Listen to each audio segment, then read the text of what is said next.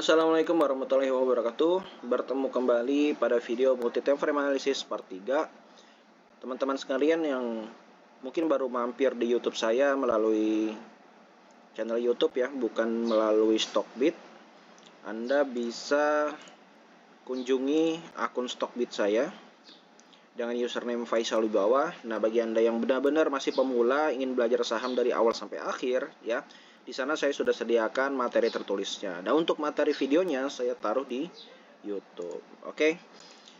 Teman-teman, bagi yang belum melihat materi yang part 1 dan part 2, teman-teman bisa akses videonya di sini. Oke. Nah, sekarang kita akan ngomongin tentang multi time frame analysis part 3. Sebenarnya multi time frame analysis part 3 ini ya ngobrol-ngobrol singkat saja ya. Jadi, tapi ini penting, bukan hanya sekedar ngobrol-ngobrol, karena untuk memutuskan kira-kira Anda itu cocok pakai time frame yang mana gitu ya. Nah, karena MTFA, ya kita singkat MTFA atau multi time frame analysis ini digunakan sesuai strategi investasinya ya.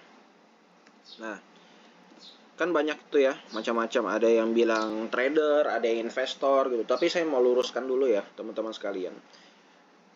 Saya akan luruskan mana yang trader, mana yang trading, mana yang investor, mana yang investing, berdasarkan cara mereka bertransaksi dan strategi mereka bertransaksi. Ada yang namanya kita kenal sebagai BPJS itu ya, beli pagi jual sore. Nah, mereka ini masuk bursa hari ini, keluar juga hari ini. Nah, golongan-golongan BPJS inilah yang kemudian saya pribadi menyebutnya sebagai trader, yang pedagang. Ya, dia nggak nyimpan uangnya di instrumen saham, tetapi memperdagangkan instrumen saham tersebut ya. Jadi masuk hari ini, keluar hari ini gitu. Nah, untuk BPJS ini sendiri, kalau dia pakai multi time frame analysis, biasanya dia pakai dua teman-teman ya, antara daily sama 4 jam, 4 hours itu.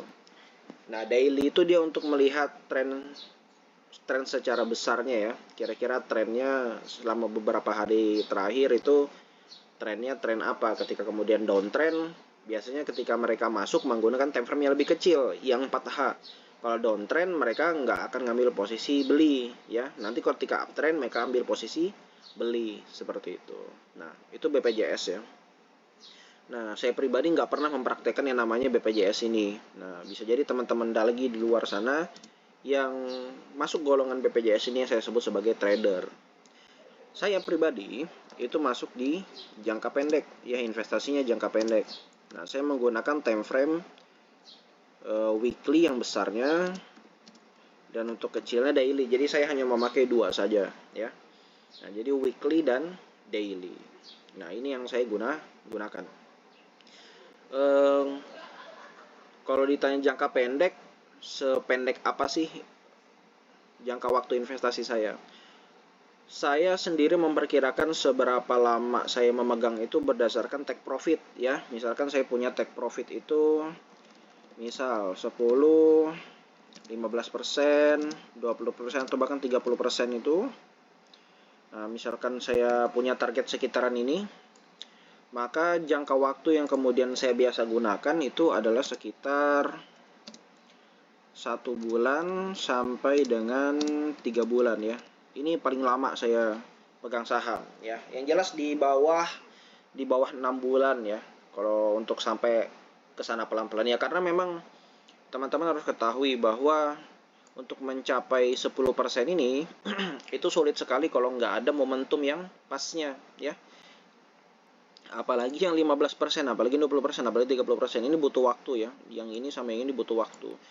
Kalau saham Anda dalam seminggu itu naik sampai 10%, wah itu sebenarnya hoki sih, atau kurang dari 1 minggu tuh hoki sebenarnya. Berarti ada momentum yang sedang menguat begitu teman-teman sekalian. Jadi selama pengalaman saya dari 2018 sampai 2024, saya menemukan bahwa untuk bisa mencapai target yang segini itu membutuhkan waktu sampai dengan 3 bulan. Nah, bahkan ada yang lebih sih, tapi kurang dari 6 bulan yang jelas begitu. Rata-rata sih segini ya, 1 bulan sampai 3 bulan. Nah, saya cenderung menggunakan time frame yang ini, weekly dan daily. Ada lagi yang kemudian menggunakan strategi jangka panjang, ya. Ya, jangka panjang ini mungkin 1 tahun lebih lah ya, atau ya minimal paling sedikitnya 1 tahun. Nah, biasanya mereka cuma pakai weekly doang ini, ya. Cuma pakai weekly aja, dailynya mereka nggak pakai. Nah terus Mas, kenapa kalau jangka pendek makainya 2 juga? Ya, sama kemudian kayak BPJS. Saya di weekly itu menerapkan semua strategi-strategi saya ya, support resistance, Fibonacci, ya. Semua saya terapkan di weekly. Nah, untuk entry masuknya, cara masuknya itu kita bisa lihat di daily gitu. Kenapa sih harus pakai 2 time frame? Nah,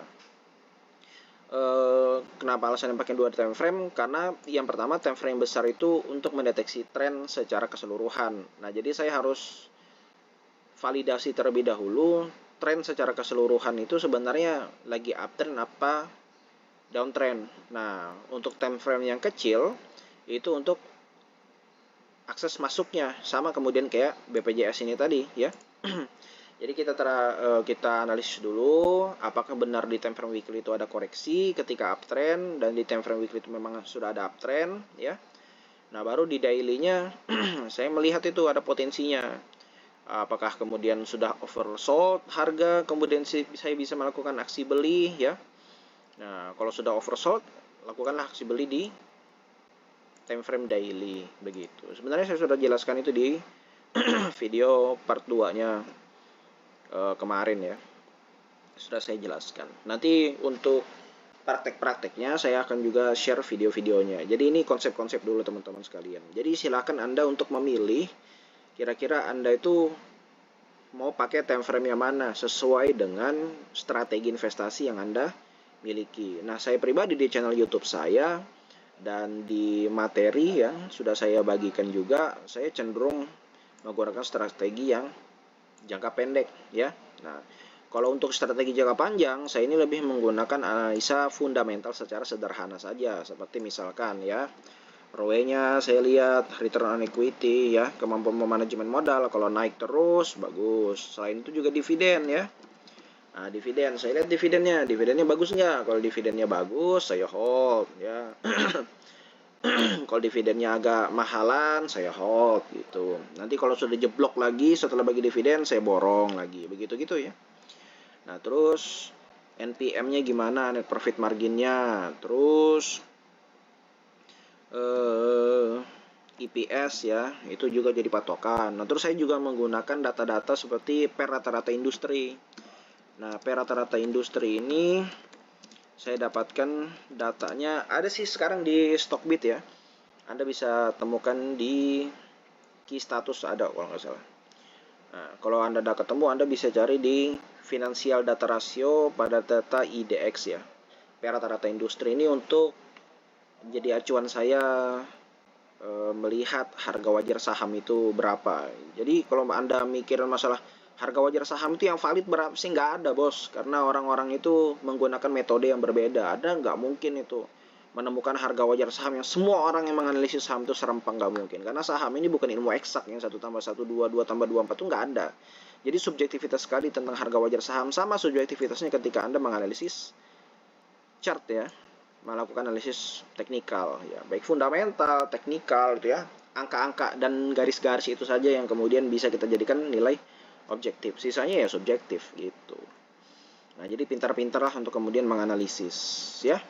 Insya Allah terbiasa nanti bisa juga semua.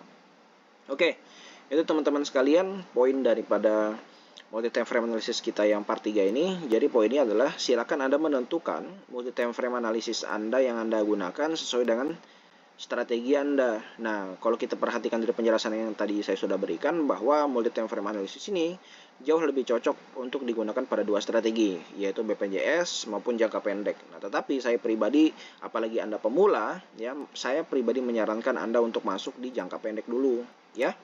Belajar dulu menganalisis dalam jangka waktu yang pendek ya. Nggak usah ini kependekan untuk Anda sebagai orang pemula. Nantilah kalau Anda jago 3 tahun lah, 4 tahun baru Anda masuk di sini. Ya, saya pribadi nggak berani sih masuk di sini ya, karena terlalu spekulasi ya, dan saya menghindari. Saya lebih cocok masuk di jangka pendek. Nah, baru ada juga yang saya simpan saham itu dalam jangka panjang dengan memerhatikan nilai-nilai fundamentalnya. Oke, sekian. Terima kasih atas perhatian dan waktu yang telah diberikan. Sampai jumpa di video selanjutnya. Terima kasih.